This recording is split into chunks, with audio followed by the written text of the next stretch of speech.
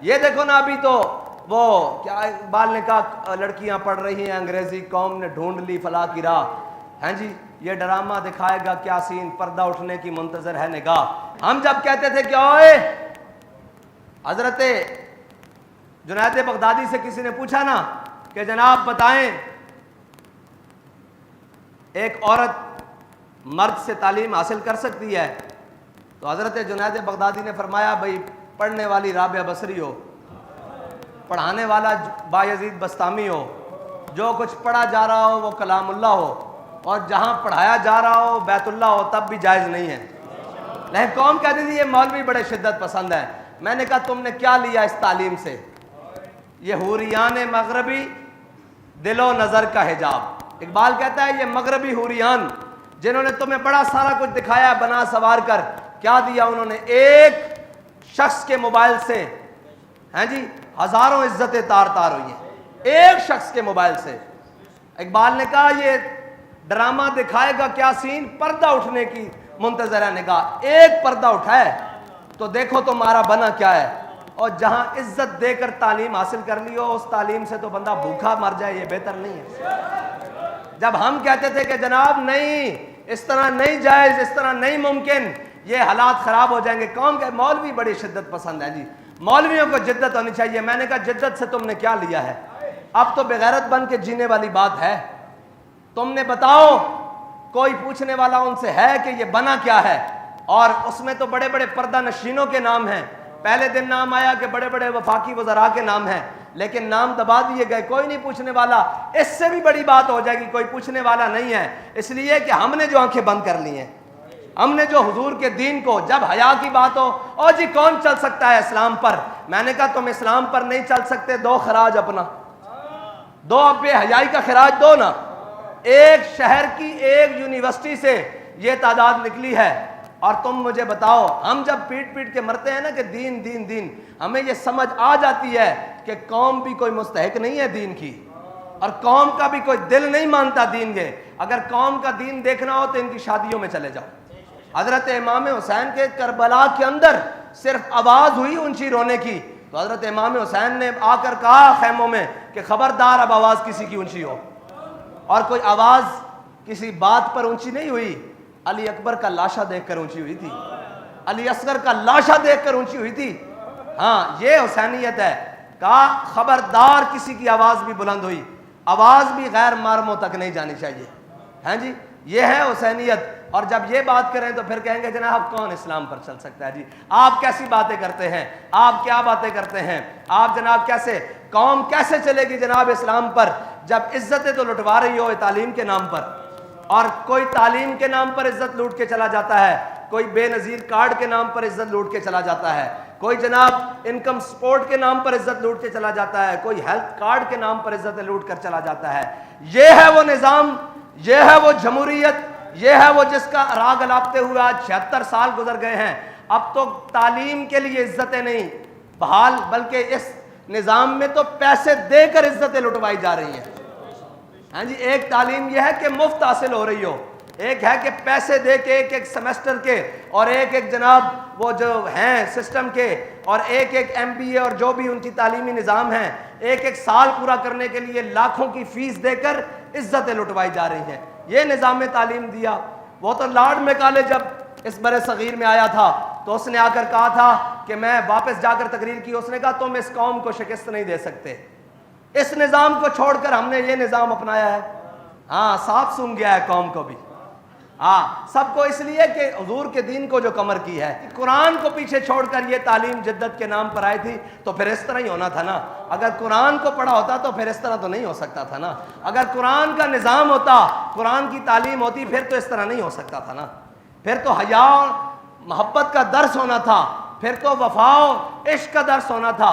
لیکن یہاں تو عزت تاراج کر کے، سارا کچھ تاراج کر کے. اور میرے آقا مولا صلی اللہ علیہ وسلم قرون اولیٰ کا زمانہ ہے جہاں بابا جی احتیاط سے بات کرتے ہوئے کہتے تھے کہ جب مدینہ پاک میں زلزلہ آیا نا تو حضرت عمر نے اگلے دن تقریر کی، فرمایا ما ھذا ما حدثتم. اس کے بعد حضرت بابا جی فرمایا کرتے تھے کہ صحابہ کرام نے کیا کیا ہوگا؟ اتنا ہی کیا ہوگا نا کہ کوئی نماز بغیر مسواک کیے پڑھا دی جاتی ہوگی، پڑھا دی گئی ہوگی یا پڑھ لی گئی ہوگی. یہی ہوا ہوگا نا، اتنا پاک دور. لیکن میرے آقا مولا صلی اللہ تعالیٰ علیہ وسلم کی ظاہری حیات میں مسجد نبوی کے 2 دروازے تھے، ایک سے مرد داخل ہوتے تھے اور ایک سے عورتیں داخل ہوتی تھی. جب میرے آقا مولا صلی اللہ علیہ وسلم کے ظاہری حیات کے بعد جب مسجدوں میں عورتیں آنا بند ہو گئی تو حضرت عبداللہ بن عمر سے کسی نے کہا کہ آپ اس دروازے سے کیوں نہیں داخل ہوتے؟ کہا میرے آقا مولا صلی اللہ تعالیٰ علیہ وسلم نے منع فرمایا تھا.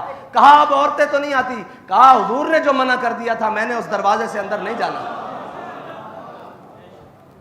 یہ اس قرون اولیٰ کی دور کی بات کر رہا ہوں. اس دور میں بھی حضور نے فرمایا تمہاری نماز تمہارے گھر کے پچھلے کمرے میں زیادہ قبولیت ہے. یار فرض نماز اگر عورت کی پچھلے کمرے میں زیادہ قبولیت ہے، اور مجھے یہ بتاؤ کہ یہ کون سی تعلیم ہے جو عزت کو تاراج کر کے حاصل کی جائے، جو عزت اور غیرت کی جنازے نکال کر دیے جائیں اور بس نبکی ہے اب ہر حال پر، اور پتہ نہیں کس دن قوم کی آنکھیں کھلیں گی. یہ بات آج کی ہے، کل چپ ہو جائیں گے، پرسوں پھر ایک نیا تماشا ہوگا، ترسوں پھر چپ کر دیا جائے گا. یہ جناب اسی طرح چلتے رہیں گے اور صرف اتنا خیال ہوگا کہ چلو جی کوئی بات نہیں، یہ کسی کی بیٹیاں نا ہماری نہیں. ہاں ہماری بیٹیوں کا درد تب ہوتا ہے جب دین کا درد اندر موجود ہو. ملت کا درد تب موجود ہوتا ہے جب دین کا درد اندر موجود ہو. جب یہ احساس ہی نہ ہو کہ تو اپنے کماؤ، اپنے کھاؤ، اپنی دولت کے پیچھے پڑے رہو، تو پھر یہ احساس تو ختم ہو جائے گا. یہ احساس تو پھر زندہ نہیں رہے گا کہ ہم نے کس طرح کیا کرنا ہے. اور تعلیم حضرت جناب امام علی مقام کی شہادت اور شہادت امام حسین اسی نظام کے خلاف ہے. یہ جو نظام آج پوری دنیا پر رائج ہے، استبداد کا نظام، جہل کا نظام، وہ اندھیرا ہی بلا تھا کہ قدم راہ پر تھے، روشنی لائی ہے منزل سے بہت دور. یہ روشنی جس کے پیچھے ہم سب صبح شام بھاگ رہے ہیں، اس روشنی کا انجام یہ ہے کہ آج ہماری عزتیں بھی پامال ہیں. تعلیم کے نام پر، صحت کے نام پر اور جناب سارے نام پر. اللہ تعالیٰ ہمیں حضور کے دین کے ساتھ وفا کرنے کی توفیق دے اور سنت حسینی کو زندہ کرتے ہوئے دین کے ساتھ کھڑے ہونے کی توفیق دے. اور ہم تو بڑے بڑے دینداروں کی شادیوں میں بھی گئے ہیں، بڑے بڑے دینداروں کے پروگراموں میں بھی گئے ہیں، بڑے بڑے دینداروں کے ان معاملات میں بھی گئے ہیں. ہمیں تو دین کی دال بھی نظر نہیں آئی. یہ دین کا لبادہ اوڑھ کر اور جناب دین کی وہ ساری باتیں کر ہمیں تو دین، ہم نے جب شادیاں دیکھی تو ہمارا سر شرم سے جھک گیا کہ یار یہ دیندار ہیں، یہ وہ لوگ ہیں جو کہتے ہیں آ کر جناب ہم دیندار ہیں اور ہمارے دین کے دعوے ہیں. دین اس طرح نہیں آئے گا. دین کو تو پہلے اپنی ذات سے لے کر آخر تک عمل کرنا پڑے گا. اور کیا کہتا ہے دین سوختر اندر طلب. اقبال کہتا ہے کہ دین کو پانا ہے تو حضرت جناب ابو بکر جیسی پہلے تڑپ پیدا کر، اور جناب فاروق اعظم جیسی غیرت پیدا کر، اور جناب عثمان غنی جیسی حیا پیدا کر، اور جناب مولا کائنات جیسی شجاعت پیدا کر. یہ ساری چیزوں سے دور دوڑ کر ہم کیسے جانیں گے کہ جناب دین آئے گا؟ ہمیں دین کے لیے سب سے پہلے خود ذاتی طور پر دین پر عمل کرنا پڑے گا، جھوٹ چھوڑنا پڑے گا، بے حیائی.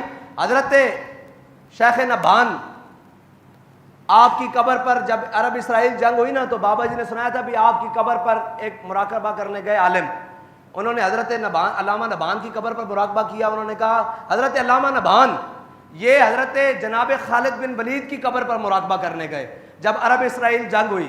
تو حضرت علامہ نبھان جب حضرت خالد بن ولید کی جنگ پر مراقبہ کیا نا، کہا آپ سیف من سیوف اللہ ہیں، آپ اللہ تعالیٰ کی تلوار ہیں، آپ خالد ابن ولید ہیں.